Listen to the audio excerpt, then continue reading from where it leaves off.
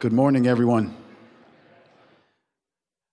If we can have you kind of make your way to the front, grab a seat. If you've got your coffee in hand, we'd like to go ahead and get started. We'd like to welcome everyone to 1 Million Cups today. Before we get started, I'd like to see if we've got any first-time visitors here with us today. If you would just wave your hand so we can see you. Welcome. Thank you for coming today. Do we have any of our 1 Million Cups veterans here? All right, we see you guys also. Thanks for coming back again. For all of our first-time visitors, I wanted to tell you a little bit about what 1 Million Cups is. It is a weekly educational program where we have two presenters come and share their journey for about 6 minutes. Then we open it up to our panelists and then the audience for Q&A.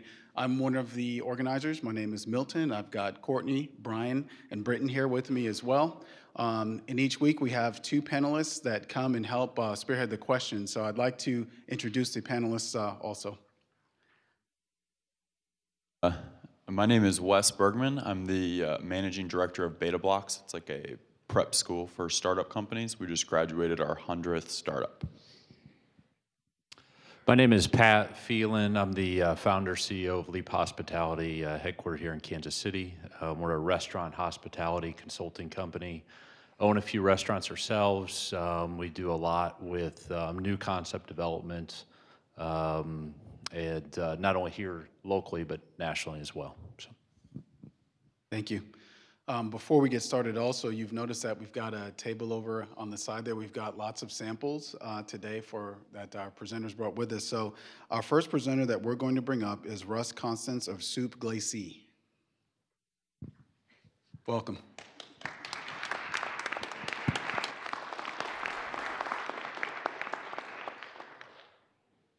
And it's pronounced soup glacé. So, let's go on a journey.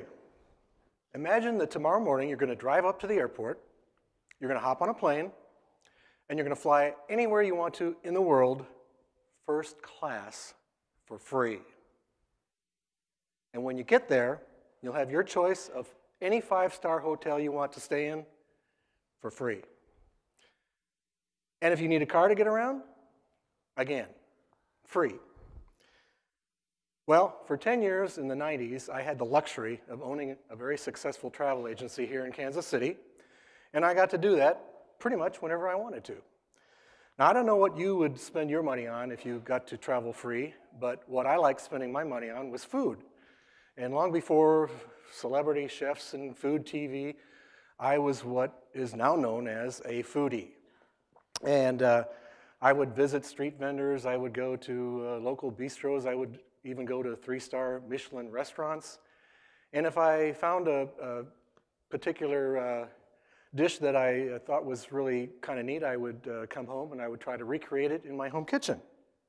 And so on one of my visits to Spain, I found this very interesting side dish that I entered into as part of the American Royal Barbecue, and I came in 17th place on my side dish. And then in a small little Mexican village, I came across a very unique blend of spices, which became the basis for a chili recipe that I developed, which went on to win the Lenexa Chili Contest. So after starting my agency, one of the very first trips that I made was to visit some distant relatives in Greece. And one morning after a long night of partying at the local bouzouki joint, we went to a local taverna and to have a bowl of avgo lamono, which is the Greek version of a hangover soup. Many cultures have a hangover soup recipe, and to my surprise, it was served chilled. This was in the summertime, and I found out that in a lot of southern Mediterranean countries, the same soup is served hot in the winter and chilled in the summertime. So I came home, I developed some recipes, I entertained a lot. My friends and family all said, gee, we'd sure like to be able to buy this in grocery stores. And so I started Soup Glacé 2 years ago. And I did some research and found out that really nobody was selling chilled soups in grocery stores, either here in Kansas City or anywhere else that I could find. I still get on the internet and I still search and try to see if anybody else is doing this same thing, and I really don't find anything. So target market, what I discovered was millennials and foodies are my target market. They like prepared foods, they're very health conscious, they like local and sustainably sourced foods, they like to try new products, and they prefer fresh and high quality ingredients. And as far as competition, you probably noticed in the grocery stores, in the refrigerated aisle, there's Panera sells a line of soups. Tippins has a line of soups in the refrigerated section. Hy-Vee has their own brand of soups that they sell in the refrigerated section. But the problem is, in my opinion anyway, is that they're selling it in the refrigerated section, and the perception is that you're buying a fresh soup. If you look on the label on the back, you'll find at least 30 or 40 chemicals, preservatives, binders, emulsifiers, and so on. And the shelf life of those refrigerated soups is not any different hardly than the canned soups. So then my next step was to do some focus groups to see which of my soups were the most popular. And I also contacted one of my favorite vendors down at the City Market, Farmeyer Farms. They're out of Lexington, Missouri, where I get a lot of my produce from. And then I came across, I needed a place to make my soups, and I just started Googling commercial kitchens for rent. And lo and behold, up came the E-Innovation Center in Independence. I don't know if you're familiar with that, but it's a business incubator for food companies. And so that's where I make my products. I started making some samples. I started going out to store managers. And within a month of April of 2013, I had 12 grocery stores that were selling my products. So my intent was just to sell the chilled soups in the summertime and then really kind of take a break over the wintertime. But many of my store managers said, we'd really like for you to have something on the shelf in the wintertime. And I said, well, I don't really want to compete against all the hot soup makers. There's just a ton of them. So I said, I did win the Lenexa chili cook-off with one of my chili recipes. What about if I sold the chilies in the stores in the wintertime? And they said, great. So here we are. Line of chilled summer soups that I carry from around April 1 to October 1st. And then October 1st, I switch over to the chilies. I have a couple of stores that asked me to keep some of the soups on the shelf. I do have some samples with me. When we're finished here, you come back and try 3 of my soups and both of my chilies. As far as the next step, basically what I'm going to try to do this spring is reach out and see, maybe help some other people in other cities become foodpreneurs like myself, and offer not as necessarily as a franchisor, but more as a consultant to help people either add to their existing product line, or have just the soups and the chilies as a standalone.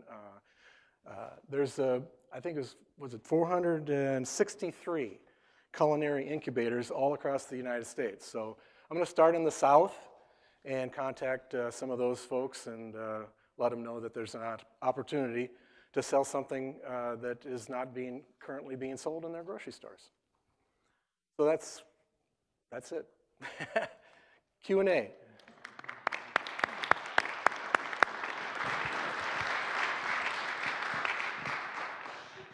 So can you walk me through the strategy of the incubators? Because it's already filled with food entrepreneurs. That's correct. So you're going to convince them to stop selling their stuff and to sell your stuff instead? Not stop selling it necessarily, but add to it, add a product line. So in the incubators, there's people like, there's bakers, there's caterers, there's food truck people who prep their food.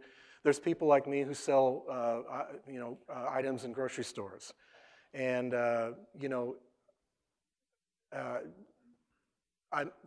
there's 2 things that can happen here. The incubators themselves, of course, would be interested in one of their existing clients adding a product line, because that adds hours and revenue to their incubator. And then, of course, an opportunity for somebody to expand their business with a product that they don't currently have right now, and it just add to the bottom line.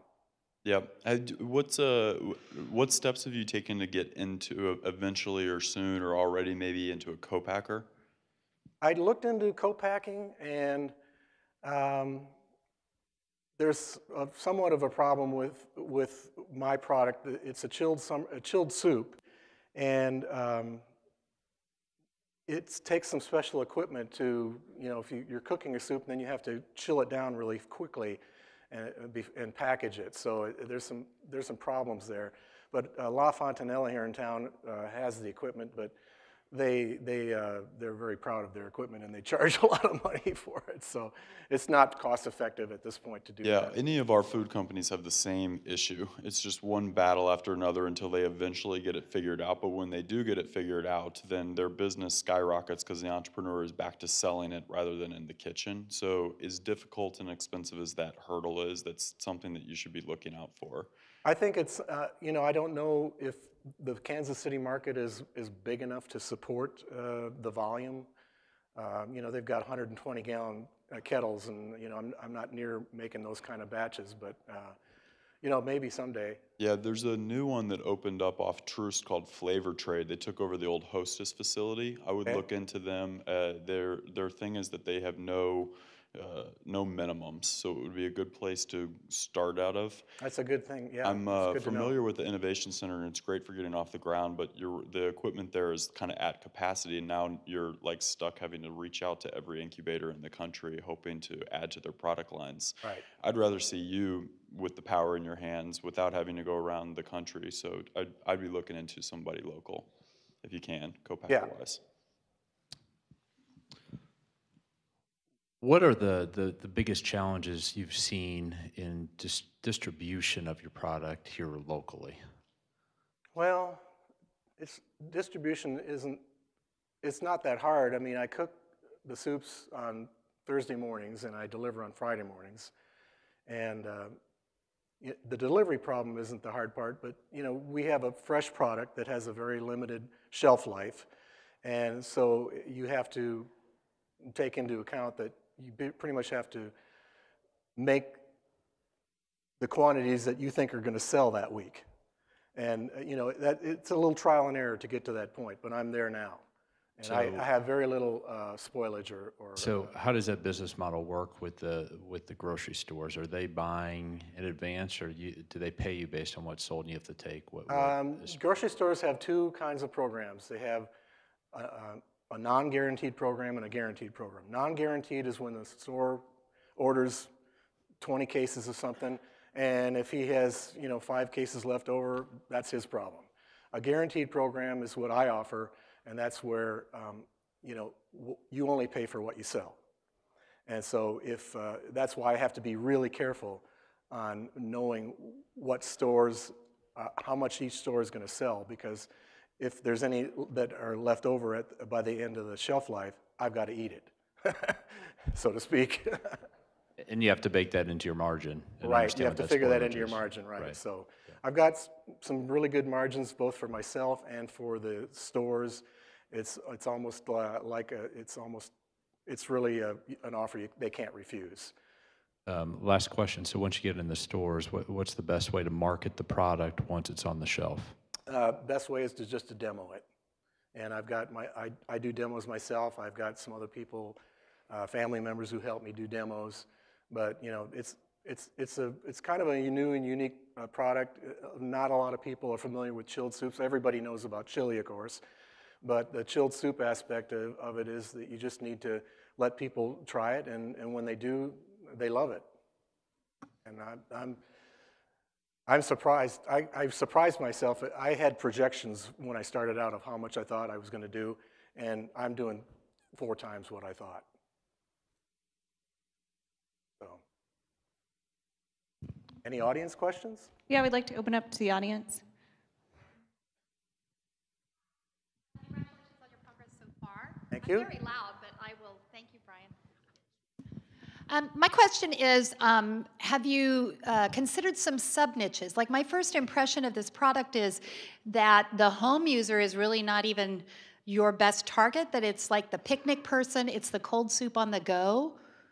So picnics and lunch boxes, and that was my first impression. And some of the panelists already asked the other questions I had.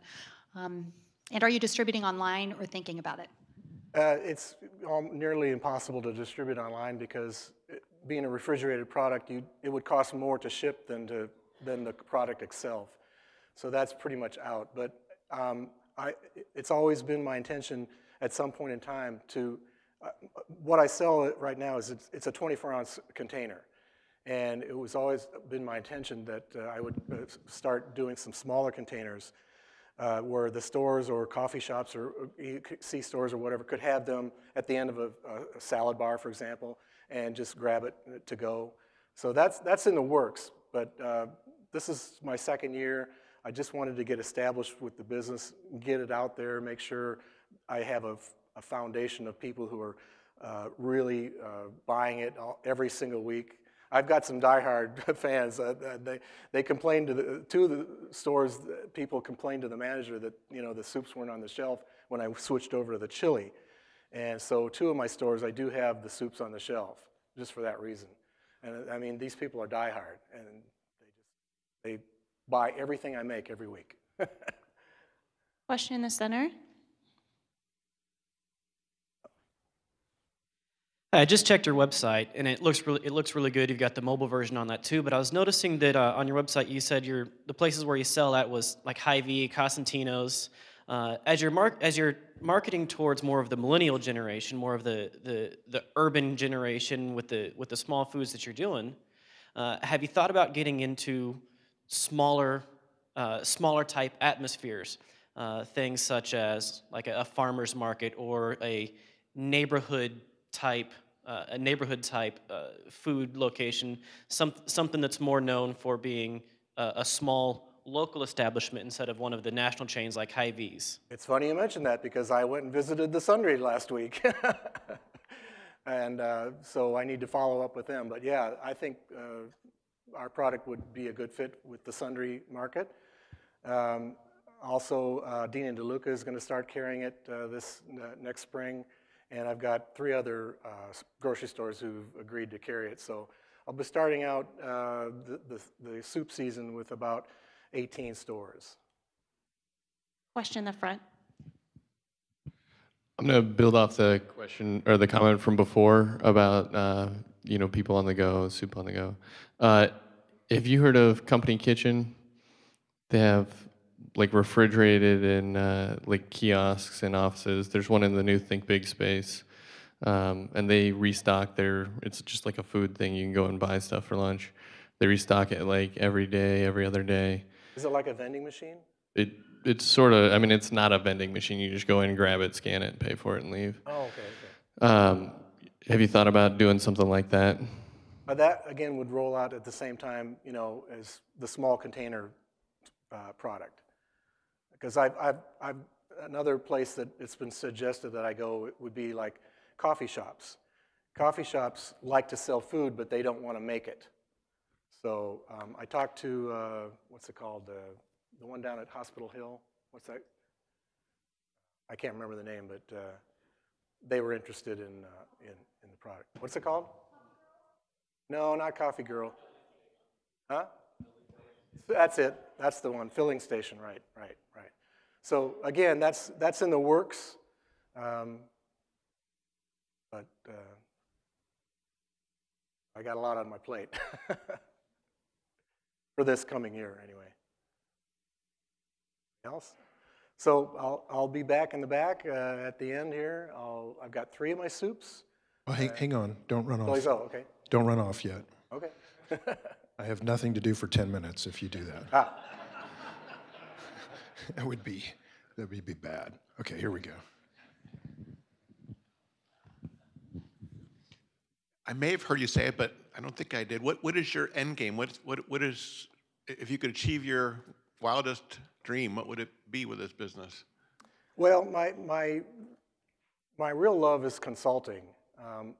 I was a political consultant in the 80s to congressmen and senators, and I also worked for President Reagan. And so that's what I really love to do. So my thing would be, again, to go out and help other people start their own business and become a foodpreneur such as myself. And I would do it as a consultant rather than try to have a franchise operation. I just think it gives a person more flexibility that way. You know, we would have an agreement. You know, they'd have to keep with the recipes, and you know, the market materials would all have to be the same, but they'd have a lot of flexibility to maybe develop some of their own recipes or other products if they wanted to. You know, but that's really my love, and that's the kind of thing I can do part-time too. See, I'm retired. Yeah, I'm retired. I want a flexible schedule. The 9 to 5, I've done that for 45 years. I'm done with that. Okay, we got another question here in the center. What is your biggest current challenge? My biggest current challenge is really finding the right store, if you will, and the demographics.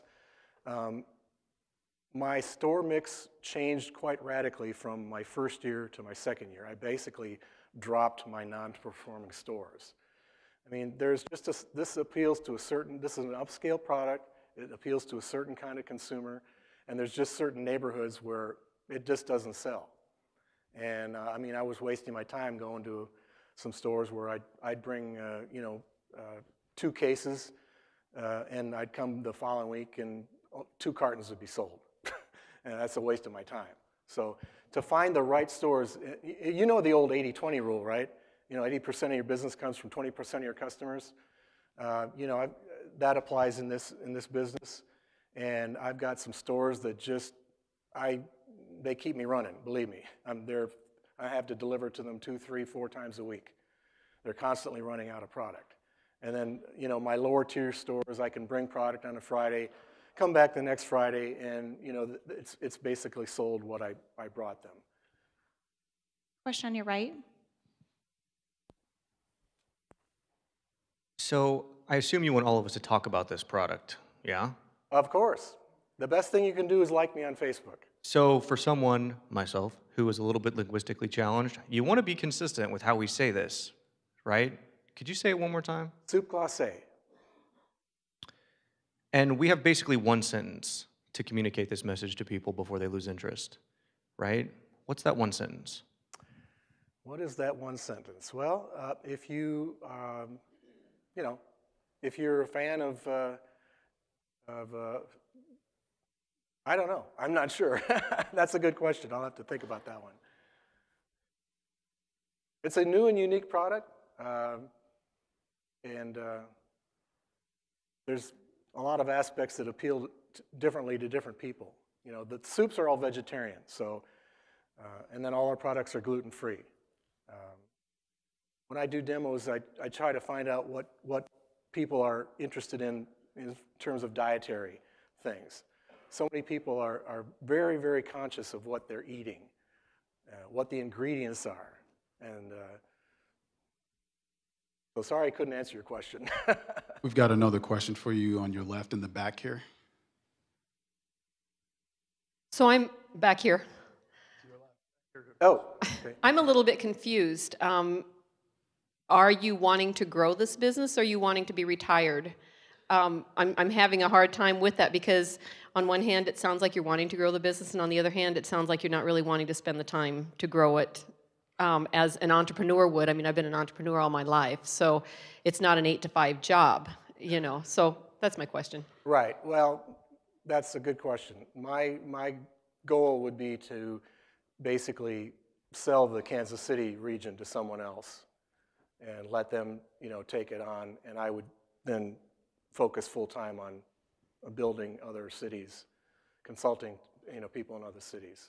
So, but I figured that I, you know, at least have spent the 2 years that I have, you know, building a very solid business that's, you know, that can support somebody financially, and you know, still has a lot of potential left in it, because there's a lot of, like we talked about, some of the different things that haven't even been implemented yet. But I'd rather let somebody else do that. Okay, Russ, we got a bunch of questions right now coming in, so let's go. Hello. It seems that what you really like doing is creating these soups. And the distribution is becoming some of and picking which stores to take this product to is becoming a little bit of a challenge. So have you thought of maybe leveraging distributors that cater to the markets that where your product has sprouted, where it has grown? Well, again, just like the co-packers, there are distributors, you know, but again, they're expensive. They have to have refrigerated trucks, and again, it just eats into your profit margin. So you've got to get to a certain level before you can afford the co-packers and the distributors and the brokers and all that, which I'm not at yet. But you know, it could very well get there. The next level would be there. Okay, we got another question in front. Hi. I love chilled soups. Thank you. However, on just the north side of the millennial generation, is this something that you're having to educate the market about?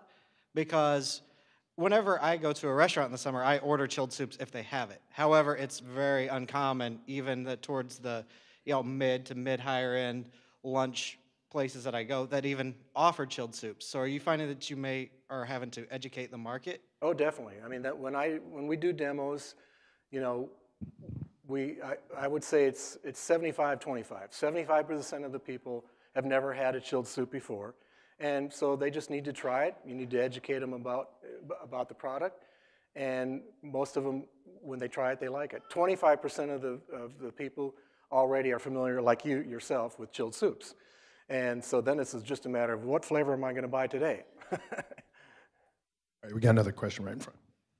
Good morning. Hi. Bread bakeries.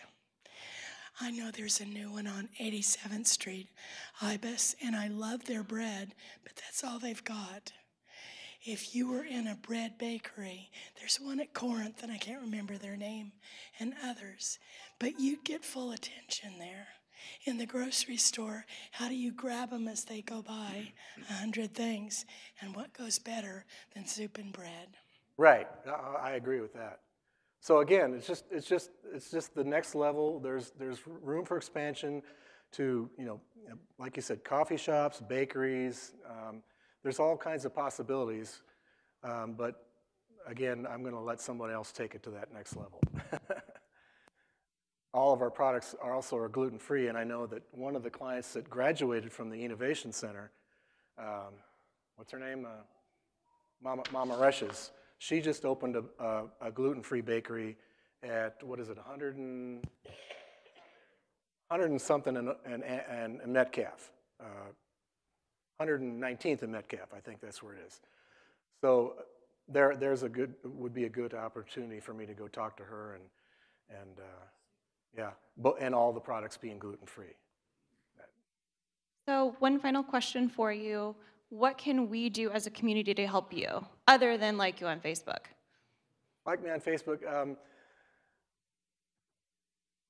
I don't know.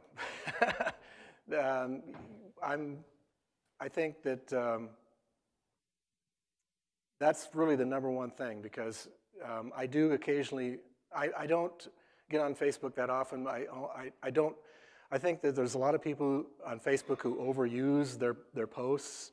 And you know, when I'm getting 5 posts a day from somebody, I unfollow them. So I'm very judicious about my posting, but I will occasionally boost my posts. And so, if you know what that means, right? So that way, all the people who like me on Facebook, then their friends also get notified of that post. And that's a really good marketing thing. It really is. It's really worth the money. I've noticed a difference when I do that. What's that? Connections to the other. Right, yeah, connections. If you have any connections, like you were talking about, to other markets, I appreciate knowing about that. The one you mentioned over here, what's the name of it again? Yeah, Flavor Trade. I'm going to definitely get in touch with those folks. Yeah, thanks, appreciate it. Well, thanks for your time. I'll have samples for you afterwards. And thank you so much for presenting. Okay.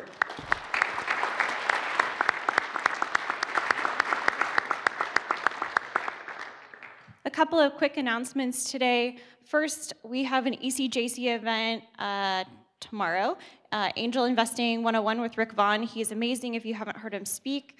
Also, we had a live announcement last week, but there's a small business boot camp at the library. Both are on the announcement sheet. I would like to welcome Wes Bergman up. He has a quick announcement about his demo day next week. Yeah, so thanks to an overwhelming response, it is not a demo day, it is demo days. We sold out 1,000 tickets to the first day at Union Station, and we're about to do the same thing for the second day. So you can no longer come to Wednesday unless you've already RSVP'd. We'd like you to come on Thursday, which is now still open. There's a couple hundred spots left. So it's making out to basically be all of the other demo days combined will not have as many people as this one. A demo day is kind of our graduation for our startups. We'll have 20 presenting startups. We will have free Casey Beer Company, Torn Label, and Sarpino's Pizza. There's free parking, free admission, free food, free beer, and we are flying in venture capitalists and angel investors from across the region. So free beer and pizza is really all I should have said, right?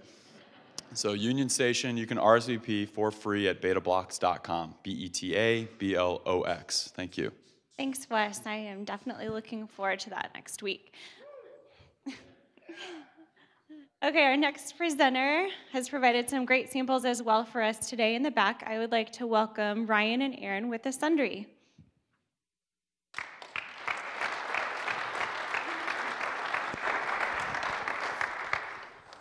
Morning, thanks everybody.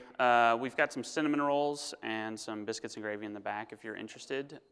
We're big believers in sustainability, and we'll talk about that a little bit. So we brought our own trash can because we're taking our compost with us because we're a zero waste store and we want to, protect this world.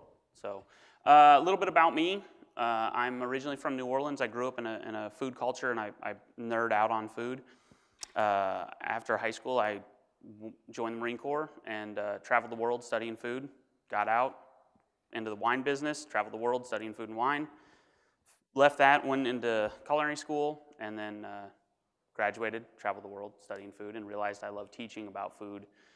And now I'm a professor at Johnson County Community College in the culinary program, and through this process I learned that people want to eat better. They don't know how and they don't know where to go. And that led me to this Sundry idea and my partner, Ryan. And so to give you just a quick background on me, I graduated high school in Lincoln, Nebraska, which if you know anything about it, this is the only building that matters in that city. I then went out to the West Coast and became an audio engineer, and I worked in studios in San Francisco and in Seattle. And then I kind of ultimately decided that I loved being an audio engineer, but I didn't like doing it as a job. So I came back out here to KU to put myself back through school. And if you know anything about Lawrence, this is the only building that matters there. 11 straight, right? And so majored in economics, geography and international studies, and a minor in business here. Went out to California again, did an internship, which we'll talk a little bit more about later. Studied abroad in Hong Kong. Came back to KU, graduated, much to my father's delight there on the left. And then I got a job at Johnson County Community College working in the Center for Sustainability, which is where I met Aaron. I secured a grant through the Mid-America Regional Council to work on energy and water efficiency with small independent restaurants here in Kansas City. So we worked with all of these that you see here. And in working with these restaurants, Aaron and I kind of figured out we had this overlapping business idea revolving around local food. And a lot of these restaurants source locally and they use local products, and that's great. And what we figured out too is that these aren't, for most of us, everyday restaurants. You can't eat this stuff every day. And we wanted to make local food more accessible. And Same thing with farmers markets. They were a great start for local food, and they have a lot of virtues about them, but they're also open 1, maybe 2 days a week for 4 hours, and so again, wanting to make it more accessible. So we developed this business plan for the Sundry, trying to solve 4 major problems, 2 on the consumer side and 2 on the producer side. So on the consumer side, like I was mentioning, accessibility. There's a lot of local food available in Kansas City. There's a lot of local food being made in Kansas City, but there was no one place to just go get all of it. You kind of had to drive all over the city and round it all up yourself. Affordability also. Local food kind of has a bad reputation for being more expensive, which it's a little bit more expensive, but we felt like we could attack that problem and solve it by sourcing in bulk and being able to get it to a place where it's a little more affordable. On the producer side, with scale, kind of the same thing with the farmers market. Local food has grown to a point where it's starting to outgrow farmers markets and is ready for something a little bigger. And so that's where the Sundry comes in, trying to get local food to a place where it's a legitimate competitor to your Hy-Vee, your bigger grocery stores. And also scope. There's a lot of really cool local food products being grown or made in Kansas City, but we think there's room for a lot more to be done. And so providing an outlet for those new products, we hope will encourage more people to make more products that can then be distributed through the Sundry. And so our solution to these problems is the Sundry. Yep. So this is our market. We're at 1706 Baltimore. We're a market and a kitchen, kind of 2 concepts in one, which has caused some problems we'll talk about.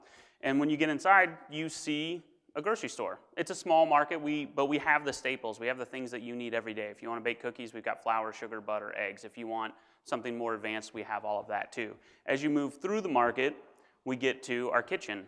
And the kitchen takes all that great local food and turns it into lunch or to-go dinners or prepared meals. And the idea is that these 2 businesses kind of function as one and breathe back and forth. So if something works in the market, we can bring it. If it doesn't work in the market, we can bring it in the kitchen and repurpose it, or we can build things in the kitchen to sell in the market.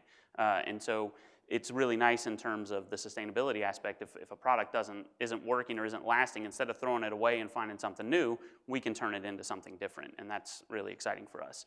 And that leads to just the ability to grow some of these things. We can ask a farmer, hey, what can you do that nobody else is growing for us? And we can be the place that these guys go to instead of a farmer's market to offer new things. This is our list growing daily of local foods. We pull from almost all of these are within the greater Kansas City metro. There's a few outside of it. They don't grow rice in Kansas City, but we do use Missouri-grown rice. So we're looking for more. If you know anybody, send them our way. But we've really gone above and beyond in terms of sustainability. We're trying to make as little impact as possible. So we have solar, which should be plugged in this week. They're working on it right now. To offset everything, we're an all-electric kitchen. We use induction stoves. We have no gas. This is the smartest, cleanest, most efficient way to cook. It's actually more precise and hotter than gas. So as a professional chef, this is ideal for me. And then we don't have trash service. We only recycle or compost. Any trash that comes into our stores, really it's brought to us by our vendors. We don't produce any trash inside. We wanted that sort of progressive attitude to go a little further, and we have sort of a social conscience as well. We pay all of our employees a living wage. We've hired worked with Second Chance to give convicted felons a job. We hire students. We're trying to be responsible overall in the city. And it's created a couple issues for us.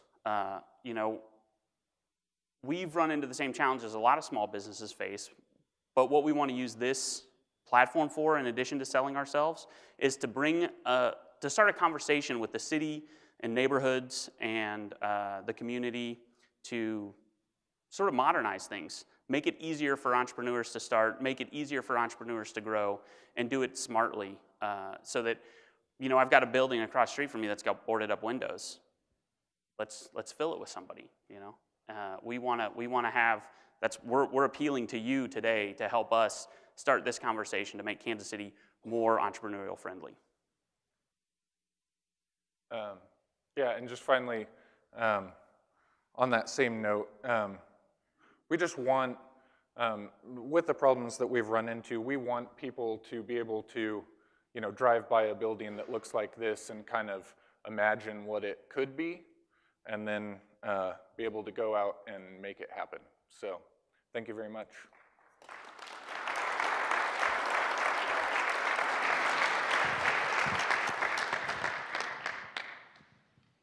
There's a lot there. Can you walk me through your marketing strategy? How do you inform the city about what you do and all the intricacies of it and how you get them into the doors? Yeah, we've primarily used social media so far. Budget's been tight, so we don't have a paid advertising budget at this point. But we've gone the press release route, the social media route, and we've really gotten a good reception on social media. We've gotten a lot of traction of people sharing it with their friends, and that's really helped. And then what's the idea for expansion? If this was to really start working and it was filled with people and all that, is the idea to grow this single location or to have multiple locations or to have little mini pop-up spaces within bigger buildings? What's the dream growth strategy? We built the business model for the Sundry to be small stores like this. We want to have a full line of grocery staples in the store, but we don't want to overwhelm people. So it's a curated selection. But the goal with growth is to have multiple stores this size. These are stores that are built to serve the neighborhood that they're in. And we've identified several neighborhoods in Kansas City that we feel like a Sundry could work within. And then, if we should be so fortunate to be able to do that, we've even looked a little regionally and, even nationally. We feel like the model itself can be moved and replicated other places. Right, great. So before Grant gets the microphone and asks you what your one sentence thing is, if I was to go out and tell people about this, because there's a lot of things to tell, does it have anything to do with organic and gluten-free and all that stuff, or is it about more of the environmental impact of curating stuff from local companies? I think more than anything, it's just about good food. It's the food that you can eat every day. If our producers are organic, we support that, but we don't specifically look for it. We do look for best practices, sustainably raised, farmed, things like that. All of our meat is local, non-hormone, non-antibiotic meats. But we also know it's pretty burdensome to apply for that organic label for a lot of small farmers. They might be farming that way anyway. They just don't want to pay the fees and go through the classes to get certified. So we're not a health food store, but we make good, local, honest food. And some of it's healthy and some of it's not. I mean, biscuits and gravy, they're healthy, right? As healthy as I'm going to eat. And I do think our niche really is in the local aspect. Right, and then that's just the environmental aspect of things where it doesn't have to be driven very far and there's less packaging and all that kind of stuff. So your play and branding stuff is supporting the environment in Kansas City more than it is gluten and organic and that kind of stuff. All right. But we are sensitive to those dietary restrictions. Got it. Yeah, this is awesome and beautiful. Congratulations. Thanks, I appreciate it. Thank you. Selfishly, I had the same idea in my head about 3 years ago. I wasn't smart enough to pull it off, so congratulations. We have a business in the Crossroads, and I saw a need for something like this down there. How did you figure out how to bring the locally grown product into your facility without running around the entire metro and outside of bringing this product to you? Who's your distributor to bring this product in? So that's the challenge with running this. We have a natural foods distributor that brings in the non-local, grocery staple items. But other than that, we work with suppliers one by one by one. They're coming to you and bringing the product to you, Yeah. right? For the most part, we do. I mean, occasionally we go around and pick a few things up.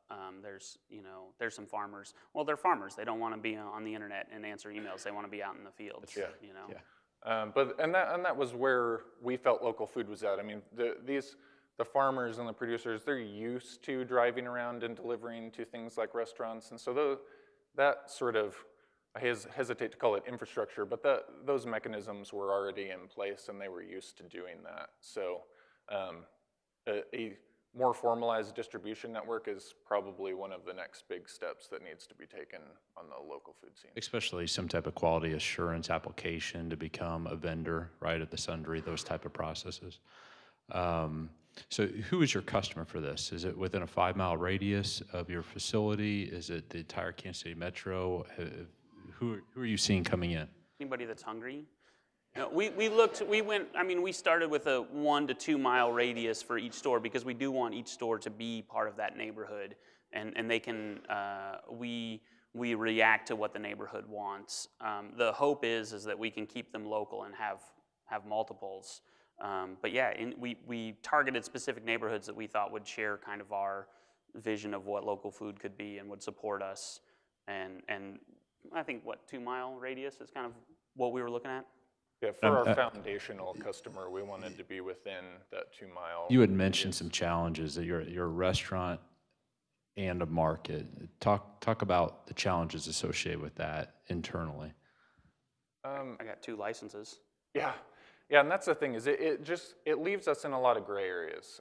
We fill out forms and it asks you check one box. Are you a restaurant? Are you a grocery store? Are you retail? And we kind of say yes, and so yeah, it has left us in a place where we have 2 separate health permits that we have to maintain. We are on the verge of getting our liquor license after about an 8-month process.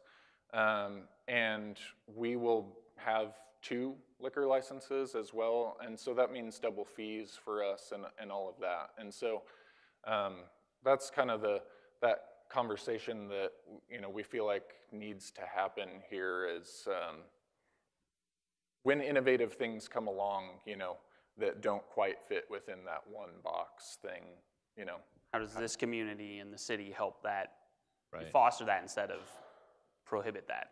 From a business model standpoint, depending if it fits into your overall culture, my thoughts on this too was this is an upscale convenience store with a restaurant component. So as you're marketing within the 2 miles, I think there's a real need in this community to grab even a toothbrush, toothpaste, things that they don't want to get in their car and drive all the way down to Constantino's. You have a heavy residential density in your area. Think about that, and then expanding the liquor component, I think, is a big deal for this business. We started with the idea of only doing food, and we had a couple of customers that were in 2-3 times a week who said, if you had toilet paper, I would never go to Costco. So we brought it in. We want to, our ideas were great on paper, and then we opened the doors. So everything's changed. But yeah, we're really ready to kind of work with what our customers want.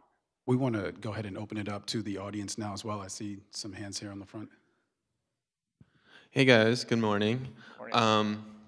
First of all, I work in the Crossroads and I love going to the Sundry. Nice. It's awesome. One of the things that I really enjoy about it is how it's sort of become a place for community conversations. You guys have a few tables, and last time I was there, I was having lunch with someone and then ran into like 4 other people, and then we started a larger conversation. And I just think that's really important, and I think that's part of the value that you're bringing to the Crossroads, and I just see that it's been packed in there. So more just sort of a word of encouragement. I think that's another thing that as you force people to kind of collide, that there's a lot of value in the community that's being created because you're a tenant there. And then I'm going to have lunch there today, and if you guys want to anyone wants to continue the conversation around how to make Kansas City a better place for businesses like yours, I would love to host that conversation. Nice, thank you. Thank you very much.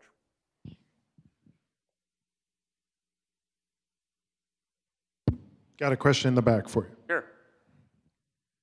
Well, hello, outstanding vision, outstanding presentation, thank you. I'm actually a local beef producer, but from Arizona, and this model reminds me very distinctly of something that appeared more or less spontaneously in Phoenix, and it became sort of a community hub and a mainstay for local producers like myself. I was affiliated and attached to a farmer's market. However, after about 3 years in, it completely imploded. And this is just a word of caution.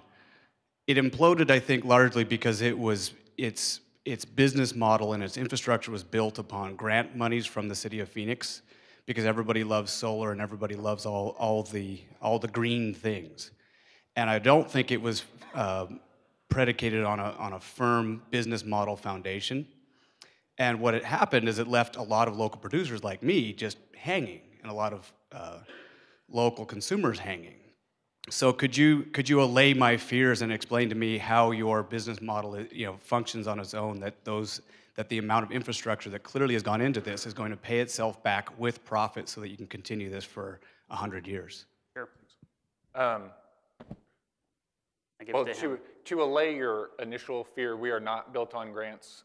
We are built to be profit-driven. And a lot of the infrastructure that you see in the store itself, our landlord is Shirley Hellsberg, and she's put a lot of effort and a lot of money into restoring this building to preserve it for the neighborhood, and we've benefited from that. And so a lot of the credit is due to her for getting a lot of this in place. We wouldn't be here without her. Yeah. Question in the front. The line over there reminds me of Chipotle, the new one that opened in Prairie Village. Last night I was in that line, and 90% of their business is people who take home. So if you don't believe in any paper excess and no waste, should people bring their own dishes and their own bags for you to fill it up? Yeah, we struggle with that a lot, and we wanted to figure out a way to encourage people that they could bring something if they wanted, but we knew that wasn't necessarily feasible for the everyday customer, and so we've gone to great. That's one of the things that we spend a lot of time on, is finding compostable to-go containers. Or recyclable in some cases, because we know that we want to produce as little waste as possible. So you have a counter and they put on a good show giving the food? We try to, yeah. I was amused at Chipotle last night, the grand showman behind the counter. He made a burrito, a kind of thing, and then he threw it away. He said, that's waste. And I think it was just show, grand flair. I wouldn't think you'd do that. I said, no, it's fine. I like it. Yeah. But anyway.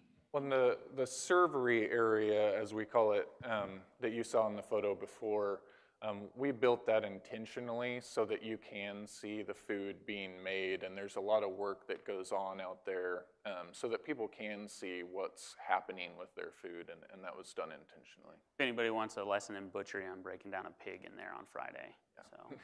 I've got a question for you here in the middle. Hi, I hear a lot about organic and sustainable and locally sourced food, and I've never cared. It's never crossed my mind. I've never given it much thought. But I see things like this, and I find it a little bit intriguing. And as life goes on, I get more and more interested in maybe healthier options and things like that. When you have someone like me who is kind of on the fence and doesn't know why they should take the time, it looks beautiful. I'd love to go inside that building. But if I think of marketing, have you thought about ways to push guys like me over the edge and really embrace this instead of just going to and buying whatever's nearest? I think the main thing for us is that just our food tastes good. It starts with good food first, and then we try to make it as responsible as we can. And so if it doesn't taste good, it doesn't matter how local or sustainable or organic or whatever, you're not going to want it. So we work to put out the best food we can, the best food in Kansas City. What's that? Yeah. Well, come down, I'll make you a believer. Yeah. Question on your right. Hi, I looked at your website last night, and this is a three-part question, all the same stuff. What area has your highest profit margin? What is that percentage of your business so far since you've been open, and how much of your square foot are you taking up for that part of your business? So we have two aspects of our business model that I guess haven't been presented. One is catering that we do, and the fourth is classes. Classes are actually the highest profit margin component of that. We have an upstairs space in our building as well that we use for classes and events. And so the downstairs space is about 3,300 square feet, and we have about 1,500 upstairs. And so as far as the most money that's come in so far, though, is the kitchen by a little bit over the market. So, but we've actually been very pleased. We're pretty close to a 50-50 balance in revenue for the kitchen and the market, and so we've been really happy that the neighborhood has kind of embraced us and looked at us as a legitimate option for the groceries. We actually have a question coming in from Twitter, too. Okay. This is from Rick Usher. He's with the city of Kansas City, Missouri, so you may know him. What are some suggestions for streamlining the process of licensing, permitting, and customer service that you might have when working with the city? That's kind of the conversation that we want to have. You know we don't have all the answers to that question, but we feel like this community especially is really good at taking what's not there and building something there. And so we want this community and the city to kind of have that conversation together and figure out what the answer is. The internship that I did in California was with a group called the Silicon Valley Leadership Group, which is a nonprofit that solely exists to bring businesses in Silicon Valley and the local and regional governments together to the same table to agree on problems that they want to solve together and get that done. And I think that is a really good model to look at for Kansas City, given that Kansas City has aspirations of becoming, the most entrepreneurial city in the country, and Silicon Valley isn't too bad at entrepreneurship. So I think the leadership group is a good model to look at to start having that conversation. Great, thank you, gentlemen. Before we let you go, we want to make sure to ask, what can we as a community do for you? Come by lunch, obviously. I think that would be nice. But, again, we want this conversation of moving the city forward, of making it more entrepreneurial friendly to go beyond this room and beyond our talk. And we want to be part of a conversation to help all of you who are entrepreneurs be more successful and have the city grow in a really positive way. Great. And I think within the entrepreneur committee or community too, what we always tell people is if you come into our store and you see a product that's not made locally, that means we can't find it. So we either haven't found it or it doesn't exist. And if it doesn't exist, that's an opportunity for a new business in Kansas City, because ultimately, we'd love to be 100% locally sourced. So if any of us know of a local producer, we should invite them to come talk to you guys? Yeah, send them down. Okay, great. Thank you.